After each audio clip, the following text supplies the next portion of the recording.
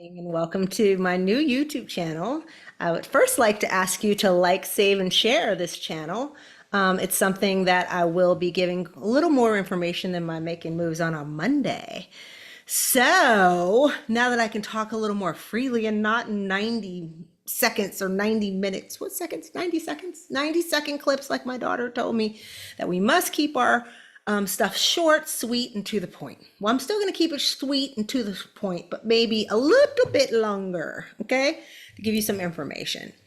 Today's first topic, of course, is for our first-time home buyers, or maybe you just want some more information, right?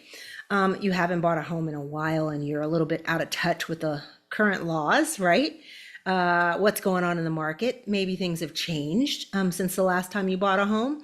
So there's always things to consider. There's certain things that are for first-time home buyers, like the percentage down you can put, and that could even be different for investors versus first-time home buyers versus people who are not their first home, the amount you put down. There are a lot of myths to secrets to buying a home. Maybe they're not that much secrets, but some things you don't consider. Like the first thing I try and talk to clients about is one, I talked a little bit about this today. When you go to an open house, a lot of times we start our dreams by going around the neighborhood. We see an open house. Let's see what we like, right? So we're going into the open house and we are just exploring, nothing serious. Maybe we're just trying to see what we like and what we don't like and to see what's out there for the price, right? So we go to an open house and we meet an agent inside. So nice, they greet you. Hello, how can I help you today? You feel free to look around. They have a flyer or some kind of pamphlet that they have there for you. One of the ones that I always have on hand is the working with real estate disclosure form. That way, before you start talking and telling me everything, and I might represent, you never know who I represent when you walk into that house, right? I might represent the listing agent, the seller. I might be the listing agent when you walk in, right? So just be mindful of that, because if this is a house you love and want to negotiate on, they don't need to know that you're looking and you have to move next week and you're desperate and you've lost 3 houses, and not desperate, but you know what I'm saying. You've lost 3 houses, or that you're on a that you have an unlimited budget, or you just inherited money and da da da. They don't need to know all that.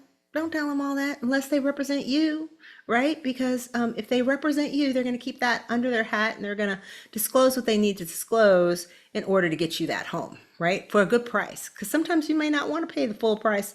Sometimes you want to pay, if it's a multiple bidding offer, you might want to kind of inquire about what's going on so that you can get in the best position to buy that house.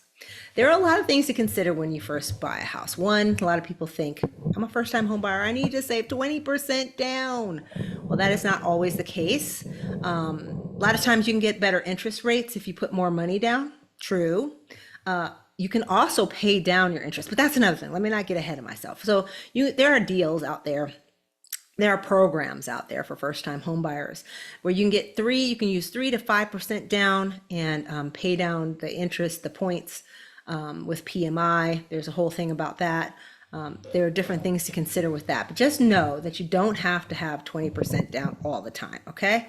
For investors, that's another story. Sometimes you have to have a little more than 20% down. It's advisable because you're investing and you want to make money. So I would advise you probably put a little bit more down. But let's keep it on topic. We have the down. You don't need to put that payment down.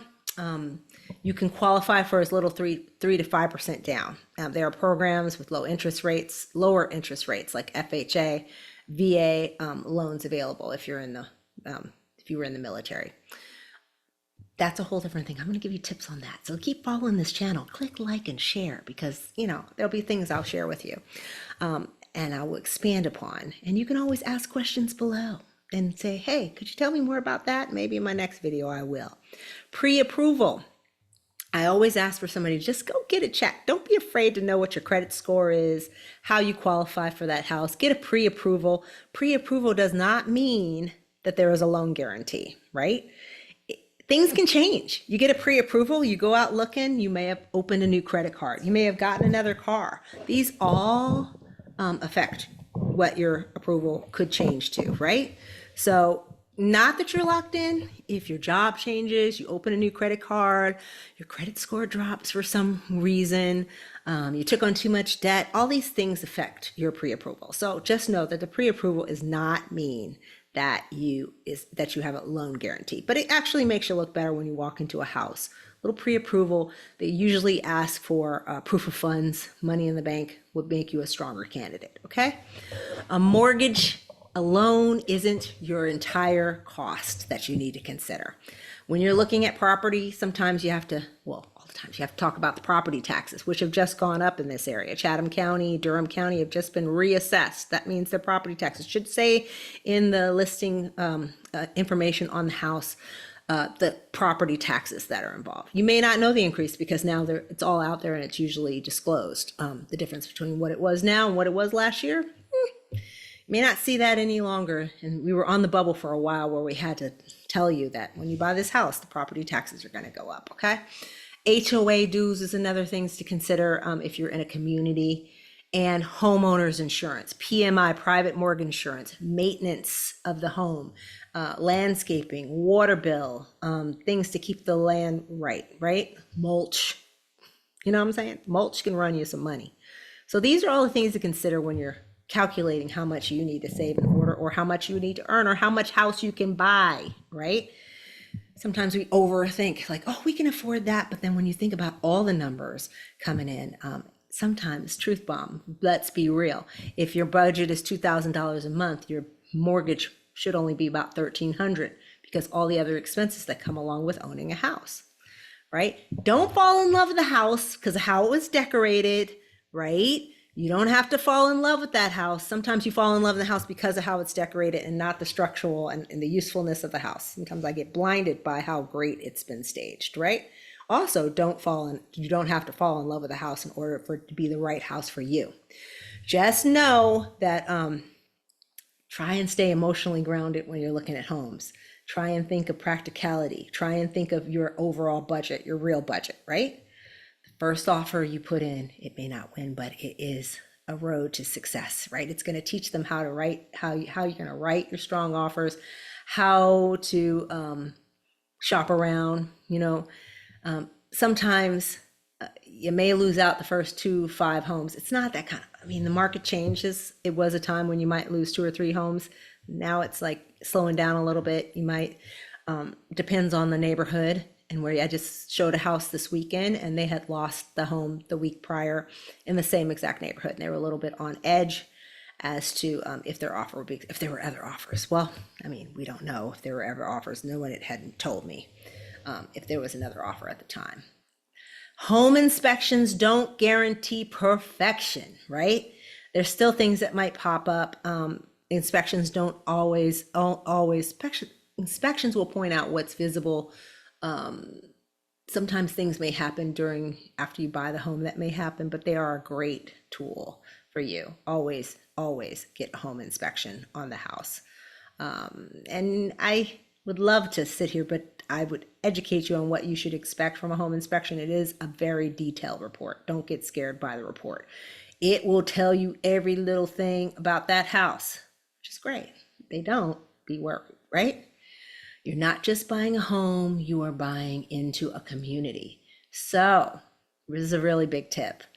When you go to see a house, don't stick to the same time of day. If you are serious about that house in that neighborhood, I want you to go look at the house at different times of the day, determine the noise levels. I had someone come to me, they bought a house. They must have only seen it from 10 to 2 because they didn't realize that in the morning and in the evening at rush hour, it is extremely noisy and extremely busy throughway. So you want to look at the schools, the neighborhoods, everything that may affect your choice in terms of community and how you feel comfortable in the neighborhood.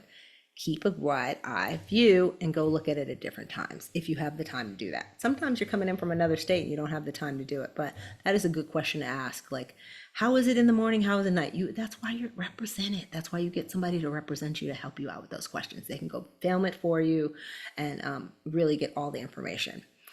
Your first home might not be your forever home. Maybe your first home is just a starter home. That's why it's called starter home, right? It is a way to get into the market. It is a way to get your foot in the door. You can fix it up and love it for sure, but maybe it's just a stepping stone and you have a long-term strategy in order to buy this house, stay in it, flip it over, get the equity, and keep building and building and building, which is what my husband and I did. We bought our first condominium. We used that condominium to buy our first fixer-upper, which was a foreclosure, pre-foreclosure. We used that pre-foreclosure, made a lot of cash on it. We bought an investment property with that, and we also ended up building our first custom home here in North Carolina. Anyway, and all that, if we had not started with that first condominium, none of that would have taken place. So always think about that long-term strategy.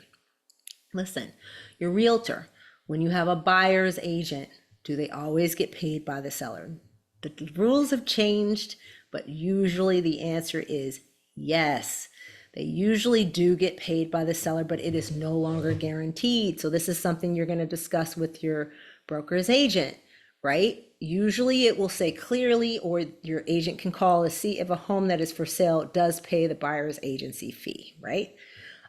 This is something you're going to discuss up front. You have the option of not seeing homes that do not pay the buyer's agency fee. In that case, you could have worked something out with your buyer's agent that you actually pay. I know, but somehow we do a lot of work and, have to get paid somehow. We do a lot of work representing you. People think we just come and sign it. It's a lot of pre-work. It's a lot of on advocating for you in negotiation. So that is something to be considerate of. And the rules have just changed where it's no longer guaranteed, but it's something that your buyer's agent will discuss with you, right? They're going to discuss what their plan is if it's not covered by the seller's agent. But I've seen 99.4%. That might be a little exaggeration. I have not.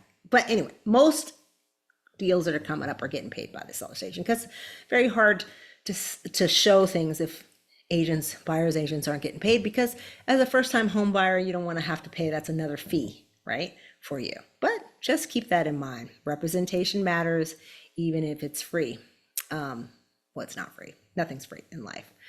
It's normal to feel overwhelmed with the entire process. You came to me. I have some first-time home buyers that have come to me. They may be wanting to buy within the year or so. I start hitting them up. Like, first thing I want to know is, what are we looking at? What is the range budget of your house? What is the we want to look at everything so you prepare yourself.